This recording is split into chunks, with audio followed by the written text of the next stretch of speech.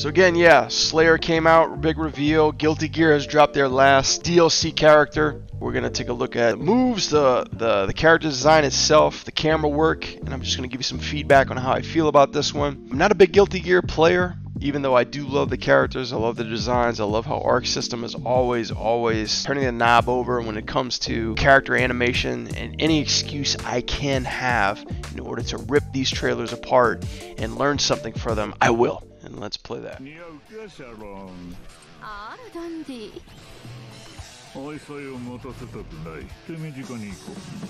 Dracula!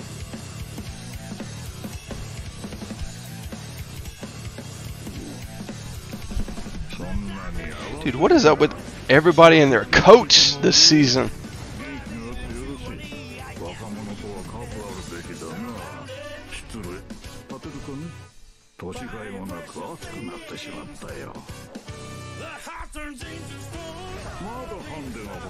Digging the music.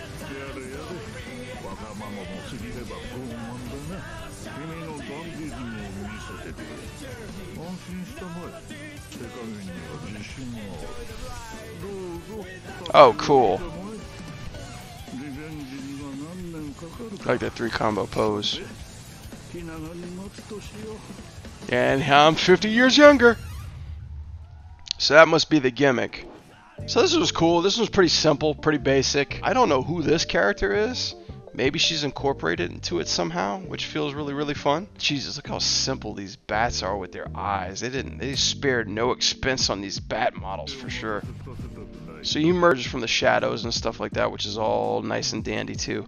One big thing that's hard about characters such as this, notice how everything is black on top of black. Black coat, black shirt, black pants, black bats, you know, like black shadows on the hair, the beard, the pipe, you know, just black on top of black.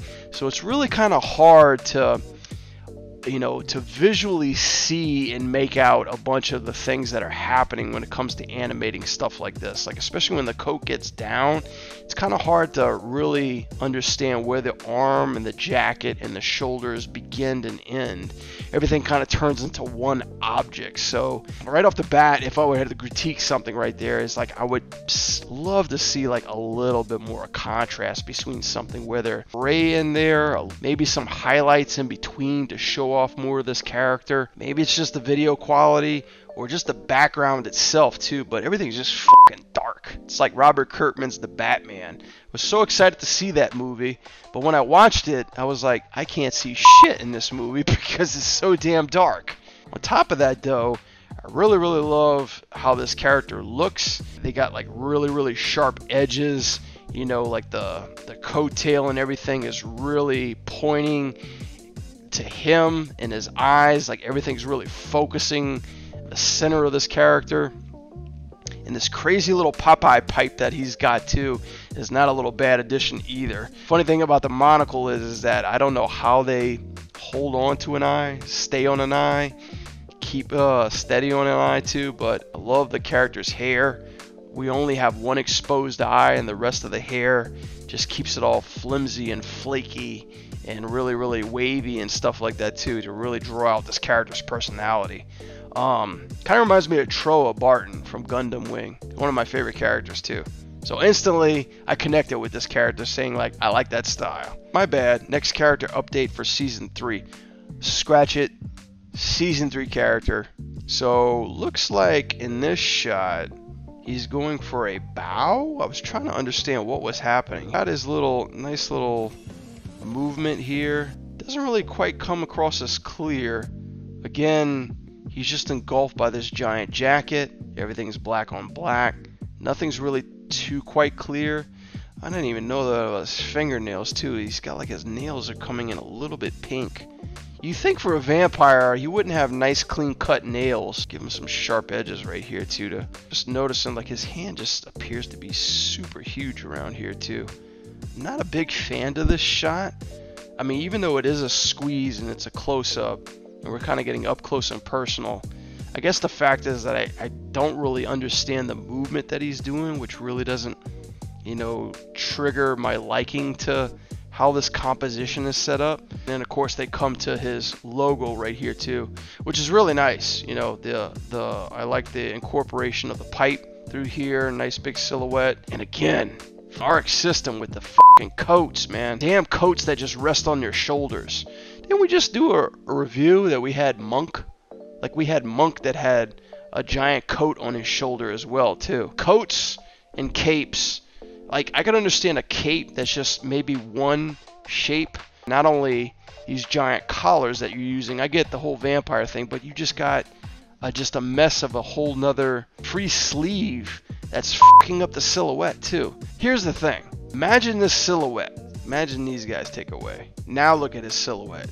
Isn't it a lot more clear? Don't you see a lot more of who this character is? But when you introduce these two guys, it's almost like an octopus arm. So I'm not really too big of a fan of that. Don't get me wrong, like I like how much they're adding to this character, but don't you think the pipe, the chains, the buttons, the watch, the monocle, the crazy fucking hair, don't you think that's enough? Arc Systems, Guilty Gear, Slayer, less is more. Now into the animation too. But he's got multiple hand poses through here too. It looks like his coat is driven by bats.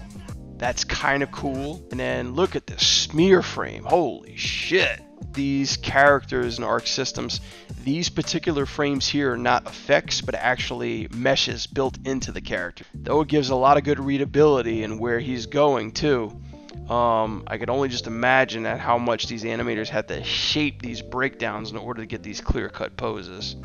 Nice little simple attack. This is these sophisticated Aristocat poses. Some of their attacks are very minimalistic, like this little sweep, and he's still standing up. Like there's just hardly a little bit of anticipation and a little bit of like click, click, punch, punch, punch. The more superficial they can make these movements without exerting too much, the more of a cocky asshole, powerful character can come through if done correctly. So like as we see this character attack too, like as he's jumping, looks like he's like pretty much just cradled. From this attack to this attack, again, very minimalistic movement.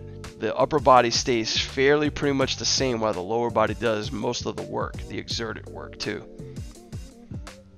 Still holding his crossed arm pose right there, jumping off of this little portal. It's almost like he's doing like that Russian dance right now with the top arms crossed and like the lower legs kicking out. Yeah, very minimalistic posing, nothing too much exaggerated. One thing that I've noticed that I'm not too big of a fan of is when you're changing poses, but a part of your body such as this core and this head don't move at all. So you're just seeing the arms and the legs move on side of that. Look at that drag, look at that swipe in that leg. Holy shit. A lot of good mesh that's in this character rig too. Very, very simplistic shapes in here too. Nothing too exaggerated, but more retained type of movement and animation with this character. I'm so used to seeing characters in Guilty Gear, DNF Duel, and Street Fighter being pushed so much, and when you get a character that's really contained, it's almost like another style of animation that you have to really adjust your eyesight to. So it looks like this is kind of like his movement possibly. So again, this is the same movement that we saw before in a nice lighter environment, which like the colors are very abstract too, which I can see clearly. Thank you for that. I love this pose. Now if there's one thing I will give this character, I'm loving this shit, what he's doing right here. Like this, basically the Mega Man Samus Aran Buster pose, very readable. Yeah, the silhouette's really nice. You got the cape doing its one thing to show impact, and you got your effects to showing where the attack is coming from, the direction, which is nice. And I'm trying to figure out what he's doing here. I thought this was a oh, he's spinning. I guess the anticipation really jogged my mind when I saw this the first time, because I was expecting him to either come with a grab or an uppercut through here. It's more of like a dash move, which I find very weird, unless I'm reading that wrong, but I think it's a dash move, but it almost looks like an anticipation that leads up to nothing. Got a nice little cutscene right here. That's sweet. I mean, I don't know where the character's coming from, because it looks like she's coming out of her cape. I didn't recognize that at first. Now that I'm slowing it down, I think it probably would have been a little bit more efficient had we cut the camera a little bit more down here to kind of see more of the emergence from the camera, or either the hand and the arm was coming straight out through here and then coming up too, because it almost looked like at first when I saw it, it was coming out of frame this way. Like, I like the little touch that they got right here too. Like, his hands are obviously bigger than hers, and she uses all of her fingers in order to grab his 2 fingers right there. It's a really nice little touch. And this movement through here, this dance movement, feels really nice.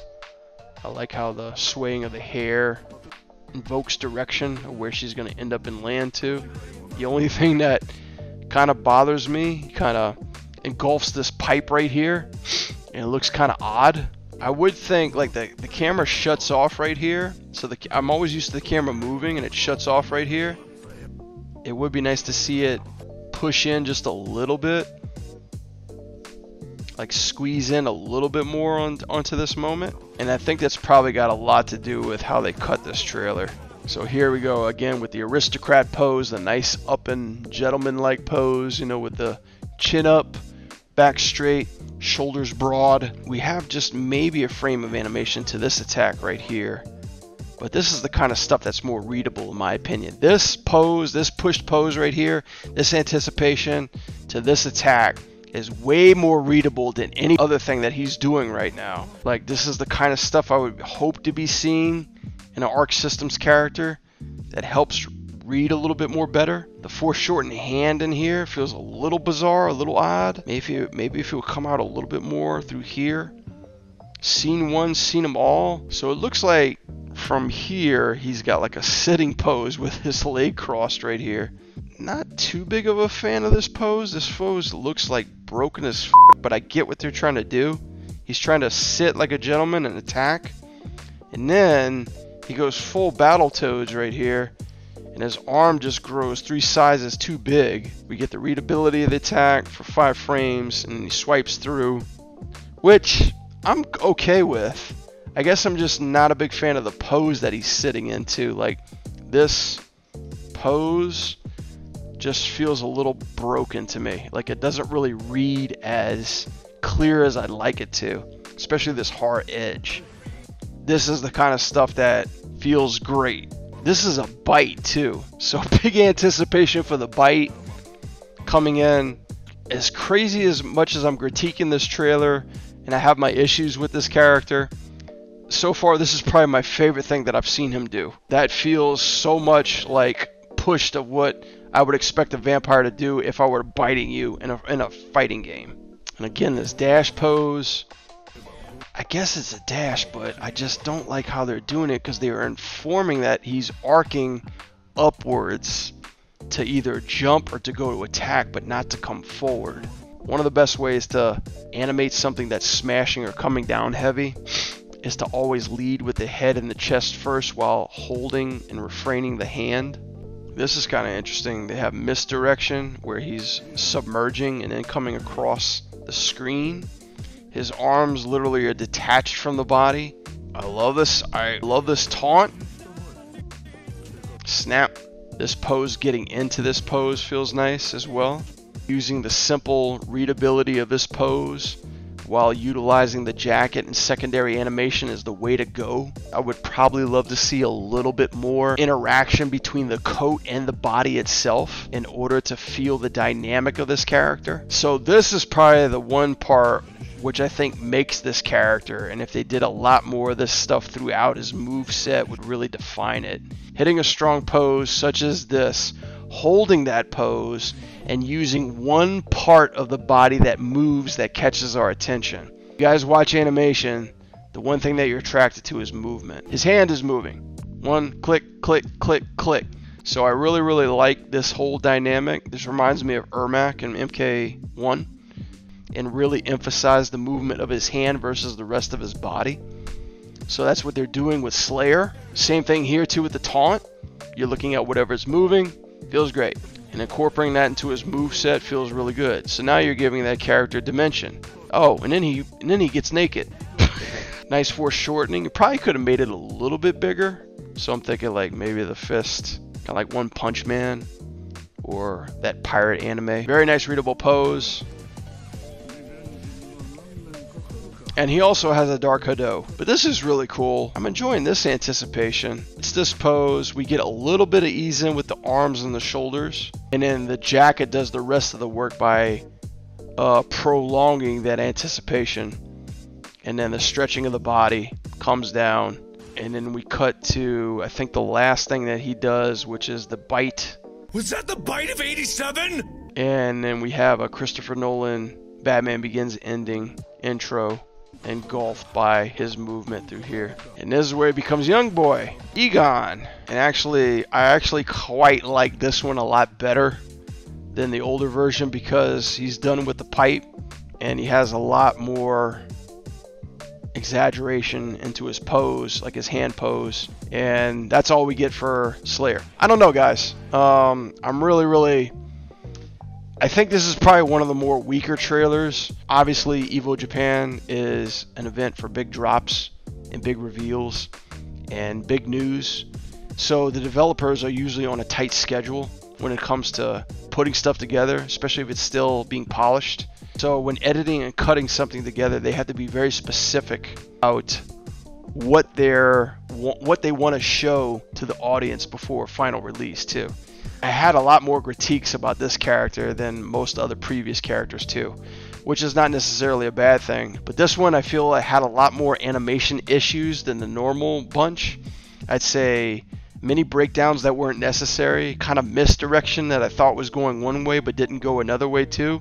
I get if you want to do the aristocrat, simplistic guy that does minimal movement in order to get their attacks across, but if that's the gimmick you're going with, I would say stick to it and don't try to incorporate other stuff into it that breaks the genetics of how this character plays. Parts where he's stretching, his body turns into Battletoads, he's sitting, not the strongest posing that I would like to see come from this character, and then you have black on top of black with everything in his design that makes everything incredibly hard to read just in his still form too. I don't know, this is probably one of the more weaker ones too, so you know, I'd hate to give it a low score, but I'd say out of a 10, I'm probably just looking at a 4. I mean, I gotta be honest, it's a really interesting design. I don't know much about Slayer, but from what I can see, there's just a lot of animation misdirection, and there's a lot, I think there's a little too much diversity in this character's play style in order to kind of categorize him and put him up on a shelf to basically give him an identity, if that makes sense. Not too big of a fan of this trailer, but hopefully by the release, you know, we might see a little bit more improvement. So, yep, Slayer has been slayed. So hey, if you guys like that animation breakdown, be sure to let me know down in the comments, and also subscribe if you haven't. I do animation breakdowns on fighting games, video game animation, and pretty much anything that catches my fancy.